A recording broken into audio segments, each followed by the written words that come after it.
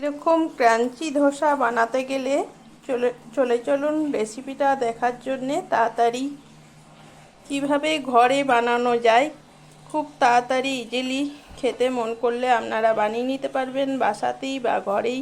এরকমভাবে চাটনি, এটা হচ্ছে নিমফুলির চাটনি, মানে বাদামের চাটনি আর আলুর মশলা।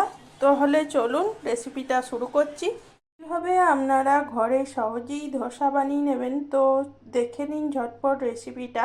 শুরু করছি। এখানে দেখতেই পাচ্ছেন চাল আর ডাল ভিজিয়ে নিয়েছিলাম, এটাকে 12 ঘন্টা ভিজিয়ে রেখেছিলাম আর খুব সুন্দরভাবে একদম ভিজে গিয়েছে। এটাকে আমি প্রথমে পেস্ট করে নেব। ধোসা বানাবার জন্যে আমি সুন্দরভাবে এখানে বেটারটা করে নিয়েছি। তো এই কনসিস্টেন্সিটা একটু মোটা আছে, তো এটাকে আমি পাতলা করে নেব জল দিয়ে। তার আগে বলে দিচ্ছি কিছুক্ষণ রেস্টে রেখে দেবে। মোটামুটি 5-6 ঘন্টা রেখে দিলে ভালো হয়, আবার 1-2 ঘন্টা রেখে দিলেও খুব সুন্দর হয়। আমি এখানে 1 ঘন্টার জন্যই রেখে দিচ্ছি রেস্টে। অপর দিকে বাকি জোগাড়গুলো করে নিচ্ছি। তো এখানে নিয়ে নিয়েছি বাদাম ভেজে নিয়েছি কাঠখোলায়, মানে কড়াইয়ের মধ্যে নেড়েচেড়ে কাঁচা বাদাম ভেজে নিয়েছি। আর দিচ্ছি কাঁচা রসুন, কাঁচা পেঁয়াজ, কাঁচা লঙ্কা। এটা দিয়ে দেখুন মোটা সাইজের একটু বড় সাইজের রসুন দিচ্ছি, আপনারা চাইলে 4 কোয়াও দিতে পারেন মিডিয়াম সাইজের হলে। এটাকে আমি চাটনি বানিয়ে নেবো, ধোসার চাটনি। এখানে আপনারা চাইলে নারকেল দিয়েও বানিয়ে নিতে পারেন, এরকম প্রসেসই। আমাকে বাদামের চাটনিটা বেশি ভালো লাগে নারকেলের চেয়েও, তো আমি এখানে বাদামের চাটনি বানিয়ে নিচ্ছি। এটাকে ভালো করে পেস্ট করে নেবো। বাদামের চাটনির আমি পেস্টটা ভালোভাবে করে নিয়েছি। এখানে দেখতেই পাচ্ছেন আমি মিক্সিতে করে নিয়েছি, আপনারা চাইলে শিলনোড়াতেও বেটে নিতে পারেন। চাটনিটা আমি প্রথমে বানিয়ে নিচ্ছি। কড়াই আমি গরম করে নিচ্ছি, ভালো করে দিয়ে দিলাম তেল। কড়াই আমার গরম হয়ে গেছে আর দিয়ে দিলাম সর্ষে, কালো সর্ষে। সর্ষে গরম হয়ে এলে ভালো করে ভাজা হয়ে গেলে দিয়ে দেবো শুকনো লঙ্কা আর কারি পাতা। কারি পাতাটা মাস্ট এখানে দিতেই হবে। দিয়ে দিলাম সামান্য নুন, সামান্য পরিমাণে চিনিও দিয়ে দিলাম। ভালো করে সুন্দরভাবে ভেজে নিতে হবে। তো আমার এখানে ভাজা হয়েই গিয়েছে খুব সুন্দরভাবে। চাটনির মধ্যে আমি তড়কাটা দিয়ে দিচ্ছি, এরকমভাবেই আপনারা করে নেবেন, আপনাদেরও চাটনিটা খুব সুন্দর হবে। ধোসার চাটনিটা, ধোসার চাটনি এখানে রেডি হয়ে গেল। আর দিয়ে দিলাম উপর থেকে অল্প কালারের জন্যে কাশ্মীরি লঙ্কা পাউডার। তো এখানে আমার খুব সুন্দরভাবে চাটনি রেডি হয়ে গেল। আপনারা যদি ইউটিউব থেকে দেখে থাকেন তাহলে চ্যানেলটা সাবস্ক্রাইব করার অনুরোধ রইল। আর ফেসবুকের বন্ধুরা তোমরা একটা করে লাইক কমেন্ট করে দিও রেসিপি ভালো লাগলে। আমি এখানে মশলা ধোসা বানাচ্ছি, তো দেখে নাও বন্ধুরা। খুব সুন্দরভাবে ছাল ছিঁড়ে নিয়েছি আলু সেদ্ধ করে। আর কড়াইয়ের মধ্যে আবার একটু তেল দিয়ে বাকিটা আমি করে নিচ্ছি।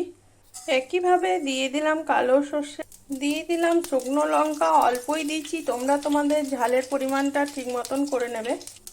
আর দিয়ে দিলাম কারি পাতা। কারি পাতাটা এখানে মেন, কারি পাতাটা দিতেই হয় ইডলি বা ধোসা কিছু বানালে। তবে একদমই কারি পাতা না পাওয়া গেলে তোমরা ধনে পাতা দিয়েও করে নিতে পারো, তাতেও খারাপ কিছু হয় না। আমরাও খেয়ে দেখেছি কোনো সময় করে। কারি পাতা না থাকলে একান্তই খেতে মন হলো, ধরো ধোসা খেতে মন হচ্ছে, তা বলে কি ধোসা বানাবে না, তো তখন সেক্ষেত্রে তোমরা ধনে পাতা দিয়ে করে নেবে। তবে অ্যাকচুয়ালি টেস্টটা পেতে গেলে ঠিকঠাক কারি পাতাটা দিতে হয়। পেঁয়াজটাকে ভালো করে সুন্দরভাবে ভেজে নেবো। পেঁয়াজ এখানে গোলাপিভাবে ভাজা হয়ে গেলে দিয়ে দিতে হবে মটরশুঁটি আর টমেটো, আর একটা অর্ধেক করে নিচ্ছি লঙ্কা, কাঁচা লঙ্কা দিয়ে দিচ্ছি। কাঁচা লঙ্কার ফ্লেভারটাও খুব সুন্দর লাগে। এবারে সবগুলোকে ভালো করে ভেজে নেব। ধৈর্য ধরে 5 মিনিট আস্তে আস্তে লো ফ্লেমে ভেজে নেবে। আর এই পর্যায়ে দিয়ে দিলাম হাতে করে ভেঙে নিচ্ছি আলুগুলো, আলু দিয়ে দিলাম। আর এর মধ্যে দিচ্ছি নুন, হলুদ আর লঙ্কা গুঁড়ি দিয়ে ভালো করে সুন্দরভাবে মিশিয়ে নেবো। একবারে চপের মশলা যেমন বানাও তো সেরকমভাবেই করে নিতে হবে ঠিক। এখানে আমি হাতার সাহায্যে ভালো করে এই খুন্তির সাহায্যে চেপে চেপে ম্যাশ করে নিচ্ছি। আপনারা চাইলে এখানে জিরে গুঁড়ি বা ধনে গুঁড়িও দিয়ে দিতে পারেন। আমি দিলাম না, ওগুলো বেশি মশলা হয়ে যাবে, তো বাচ্চাতে খাবে, ওই জন্য কম মশলা দিয়েই করার চেষ্টা করি, একদমই সিম্পলভাবে। তবে এইভাবে করে নেবেন, তাহলেও খেতে খুব সুন্দর হবে, দুর্দান্ত হয় খেতে। এখানে আমার মশলা একবারই রেডি হয়ে গেল, আলুর মশলাটা। এইদিকে আমার 1 ঘন্টা হয়ে গিয়েছে, আর বেটারটা আমি একটা পাত্রে ঢেলে নিচ্ছি কাচের বোলের মধ্যে। আমি এখানে অর্ধেক বেটার নিয়ে নিচ্ছি, অর্ধেক বেটার সাইড করে রেখে দিয়েছি, এটা পরে অন্য কিছু বানিয়ে নেওয়া হবে আবারও। তো জল দিয়ে এটাকে বেশি করে ঘন করলে হবে না, জল দিয়ে ভালো করে ফেটিয়ে নেব, নুন আর জল দিয়ে। চামচের সাহায্যে ফেটানো যায়, তো আমি এখানে হাতের সাহায্যে ফেটিয়ে দিচ্ছি, হাতের সাহায্যে ফেটালে খুব ভালো হয়। ফেটানো এখানে হয়ে গেছে, আর দিয়ে দিলাম 1 চামচ বেসন, বেসনটা দিয়ে আবারও ফেটিয়ে নেব। এখানে ব্যাটারের ঘনত্বটা এরকম হবে, আমি ভালো করে বেসন দিয়ে মিক্স করে নিয়েছি। আর ডাল দিয়েছি এখানে, বিউলির ডাল দিয়েছি, বিড়ি কলাইয়ের ডাল আর আতপ চাল। তো তোমরা চাইলে এখানে, আপনারা চাইলে সেদ্ধ চালেও করে নিতে পারেন। আর এখানে চালের পরিমাণ দিচ্ছি 2 কাপ, আর ডালের পরিমাণ 1 কাপ। আশা করি আপনারা সবাই বুঝতে পেরেছেন। আর ভালো করে ফেটিয়ে ঠিক এইরকম কনসিস্টেন্সি করে নেবেন, তাহলে খুব সুন্দর হয়। অপরদিকে তোয়া আমি গরম হতে দিয়ে দিয়েছি। তোয়া গরম হয়ে গেলে তেল দিয়ে একটা ব্রাশ করে দিচ্ছি। আপনারা চাইলে বেগুনের পেছনে ডাঁটিটা দিয়েও ব্রাশ করে নিতে পারেন এইভাবে। অবশ্যই এটা পিঠের মতন হচ্ছে, তো এটা সরু চুকুলের মতন হয়। তো এইভাবে আমি প্রথমেরটা ফেলে দেবো, তার জন্য ছোটই করে নিচ্ছি। প্রথমেরটা ফেলে দিলাম, প্রথমেরটা ফেলে দিতে হয় বলে অত গুরুত্ব দিয়ে করলামও না। আবারও ভিজে কানি দিয়ে এইভাবে মুছে নেবেন, প্রত্যেকটা করবেন আর এইভাবে কানি দিয়ে মুছে নিতে হবে। আবারও ভালো করে তেল ব্রাশ করে নিচ্ছি। আমি একটা বড় সাইজের হাতা নিয়ে নিয়েছি, আর 1 হাতা করে দিয়ে এইভাবে করে নিচ্ছি। দেখতেই পাচ্ছেন আমি কেমনভাবে ঘুরুচ্ছি। ঠিক এরকমভাবেই করে নেবেন, আপনাদের ধোসাটাও খুব ভালো হবে পুরোটা। ঠিক এরকম পর্যায়ে হয়ে আসবে, তখন মশলাটা আমরা দিয়ে দেবো। আমি এখানে মশলা দিয়ে একটা করে দেখিয়ে দিচ্ছি কেমনভাবে করছি, তো আপনারা এরকমভাবেই ঘরে করে নেবেন।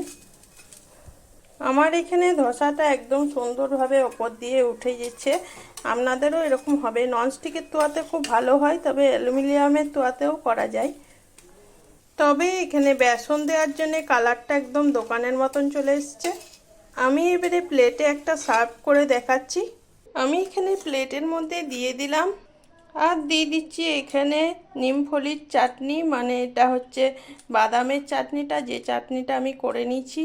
আর এই চাটনিটা দিয়েই আমার ছেলে খেতে খুব ভালোবাসে, তার জন্য আর এখানে সাম্বর করিনি। আপনারা কেউ সাম্বরের রেসিপি দেখতে চাইলে কমেন্ট বক্সকে কমেন্ট করবেন, তো পরে একদিন আমি তখন সাম্বরের রেসিপিটাও দেখিয়ে দেবো।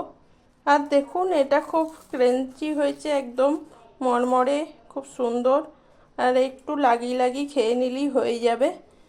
ভালো লাগলে অবশ্যই জানাবেন। এখনকার মতন এই পর্যন্তই, পরে আবার অন্য কোনো ভিডিওতে চলে আসব। সবাই ভালো থাকবেন, সুস্থ থাকবেন। Tata, by.